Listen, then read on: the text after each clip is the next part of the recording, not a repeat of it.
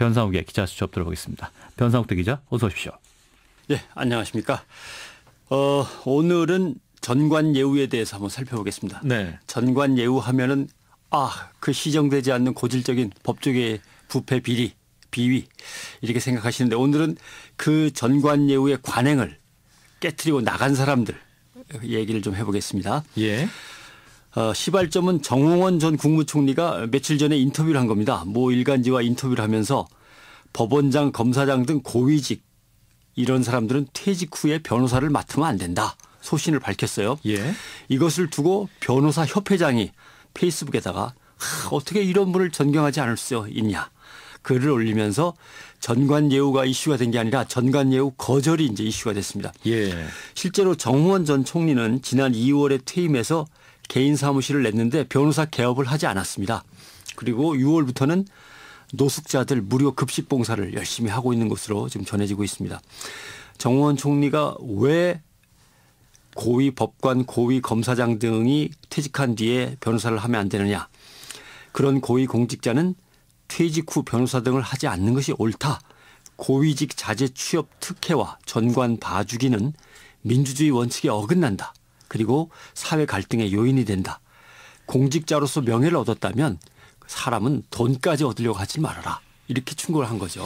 구구절절이 다 맞는 말씀인 것 같아요. 예. 예. 이제 정홍원 전 총리 이제 어떤 법조계에서 경력을 보면 이제 검찰 감찰부장을 거쳐서 법무연수원장까지 하신 분이죠. 예. 그리고 이제 검찰을 떠났고 그 뒤로 변호사 개업을 했습니다. 법무법인의 대표 변호사를 지낸 바가 있는데 초지일관 전관예우를 거부했던 것은 아니죠.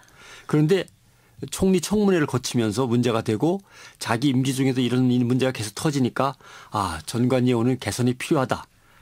이건 꼭 해결해야 될 것 같다라고 입장을 밝혔었거든요. 예. 그 약속을 국무총리 끝난 다음에 지키고 있는 겁니다. 네, 본인 스스로. 예, 네. 법조계 출신으로 전관예우 거부한 사례를 살펴보겠습니다. 양승태 대법원장은 아예 공직에 안 나가겠다고 버틴 걸로 유명하죠. 짜장면 먹으면서 함께 들은 얘기입니다마는 36년간 이제 사법부에 몸담고 대법관을 마친 뒤에 변호사 개업하지 않겠다고 마음을 먹었답니다. 예. 그리고서 외국으로 여행을 훌쩍 떠나버렸어요. 히말라야하고 미국의 로키 산맥 트레킹을 하려고. 왜냐하면 그동안 법조문과 사건 서류에 파묻혀 가지고 40년을 제대로 휴가도 못 가고 사적인 시간이 거의 없었으니까 한번 마음껏 좀 걸어보자. 이렇게 간 겁니다. 예. 미국 캘리포니아주 요세미티 계곡에 갔죠. 총 길이가 360km에 이르는 엄청난 거리의 트레킹 코스에 이제 접어드는 겁니다. 네. 근데 여기는 이 존 뮤어 트레일 코스라고 해서 전 세계 3대 코스 중에 하나 아닙니까? 보급소가 중간에 한 군데밖에 없을 정도로 험합니다. 그래서 트레킹 코스 입구에서 휴대폰 전화 한 번 터지고 닷새 정도 걸어가면 조그마한 마을이 나오는데 여기서 전화가 한 번 더 터지고 끝입니다. 그렇군요. 굉장히. 그런데 예. 그 전에 대법원장으로 추천되셨는데 인사 검증 동의서를 좀 써주십시오라고 전화가 온 거예요. 예. 저는 공직 나가지 않겠습니다 하고서 트레킹 코스로 들어간 거죠. 그러니까 며칠 동안 걷고 난 다음에 이제 전화가 터지는 곳에 와서 가족들은 잘 있나 궁금해서 집에 전화를 걸었더니 대법원장을 아직도 뽑지를 못해가지고 지금 사회가 어수선하다라는 연락을 받은 거예요. 집으로부터. 예. 그래서 옆에 사람들이 그래도 국가 공직에 그렇게 오래 있었는데 국가가 필요하다면 꼭 하고 싶다가 아니라 대통령이 누구를 선택하든 기회는 한번 줘야 될 거 아니냐. 거기 한 명 들어가는 것 정도는 어떠냐라고 이제 옆에서 추천을 한 거죠. 그래서 트레킹을 접고 귀국해서 일단 인사검증 동의서를 써주고 네. 뭐 나를 시키려면 시키시오. 열심히 하겠습니다라고 해서 청문 절차를 밟게 된 거죠. 그다음에 이제 김희옥 동국대 총장도 전관예우를 거절한 걸로 유명합니다. 네. 이분도 역시 법조인으로 35년간 외길을 걷고 나서 동국대 총장으로 갔어요. 법무부 차관에 헌법재판소 재판관을 지냈으니까 대형 로펌에 가거나 변호사를 개업하면은 뭐 도장 한번 찍어줘도 1억 원이라는 거 아닙니까? 예. 네. 1년에 수십억도 받을 수 있는 것인데 학교로 가버렸습니다.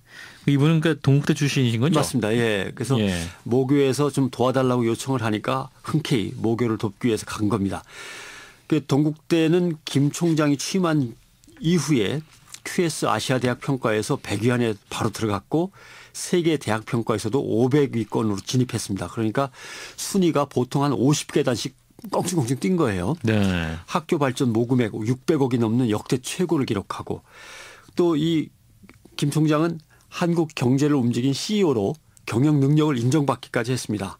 정부는 또 그 공이나 그 인격을 높이 사서 공직자 윤리위원회 위원장으로 위촉도 하고 그러니까 올해 한 번 더 연임해서 학교 발전을 계속해 나갈 거라고 다들 믿고 있었는데 네. 안 됐죠. 조계 종단 측이 사퇴를 종용해서 인선 과정에서 물러났습니다. 그런데 동국대는 그 이후에 다른 유력한 후보들도 줄줄이 사퇴를 시켰습니다. 그래서 종단이 특정 인사를 총장으로 영입하려고 부당하게 압력을 가했다라는 의혹이 지금 제기돼 있죠. 그래서 지금 동국대 학생들은 전국에 사찰을 돌면서 종단의 부당 압력을 고발한다면서 지금 시정을 촉구하는 등 학내 사태가 오히려 지금 벌어지고 있는 중입니다. 예, 그러니까 정관예우 거절을 하신 분이 있는데 네. 또 이제 대법관 출신으로는 김능환 전 대법관도 이제 그렇죠. 편의점에서 일한 걸로 유명하잖아요. 예, 중앙선거관리위원장까지 지냈는데 예. 전관예우를 뿌리치고 부인이 운영하는 편의점에서 물건을 나르고 계산대를 지키면서 생계를 꾸려가서 화제가 됐었죠.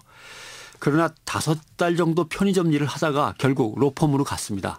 법무법인 율촌으로 자리를 옮긴 걸로 지금 돼 있는데 예.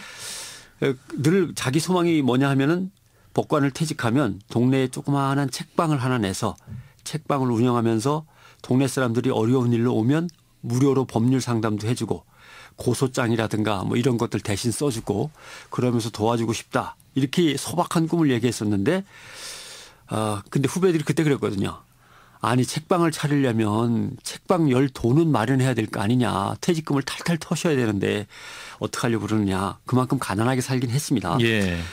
부인이 이제 차린 편의점에서 일을 했는데 편의점 경영으로는 정말 살림이 좀 힘들었던 것 같습니다. 결국 법무법인으로 갔죠. 그때 남긴 유명한 말이 무항산이면 무항심이라. 이게 뭐냐 하면은 맹자에 나오는 얘기인데 예. 일정한 생업이나 재산이 없으니까 생활이 어렵고 생활이 어려우니까 늘 유혹에 자꾸 시달리며 올바른 마음가짐도 흔들리더라. 그래 어쩔 수 없었다라는 얘기를 이제 애들러 얘기한 거겠죠. 네. 또 대법관을 역임하고 헌법재판소장까지 임기를 마친 이강국 전 헌재소장은 지금 대한법률구조공단 구조팀에서 법률 상담 자원봉사를 하고 있습니다. 2년 동안 700건 무료 법률 상담을 하면서 휴가도 못 가고 열심히 일하고 있다. 알려져서 참 가슴속에 심쿵할 정도의 감동을 주고 있는데 오늘 소개한 사람들 말고는 다 전관예우로 잘 지내고 계신 것 같습니다. 혹시 빠지신 분은 연락 주시기 바랍니다. 예, 이 정관예우 문제. 자, 진짜로 공직자로서 또 존경받을 수 있는 길이 있는 것 같아요. 그렇습니다. 만약에 거절을 하게 된 경우에. 네. 네. 전관예우가 있다는 것은 법조계가 공정한 법의 잣대로 심판하지 않는다는 뜻이고 예. 기회의 평등이 훼손되고 있는 걸 말하는 거죠. 네. 정관예우를 거절하는 또 법관들이 좀 많아지면 좋겠네요. 고맙습니다. 고맙습니다. 변상욱 대기자였습니다.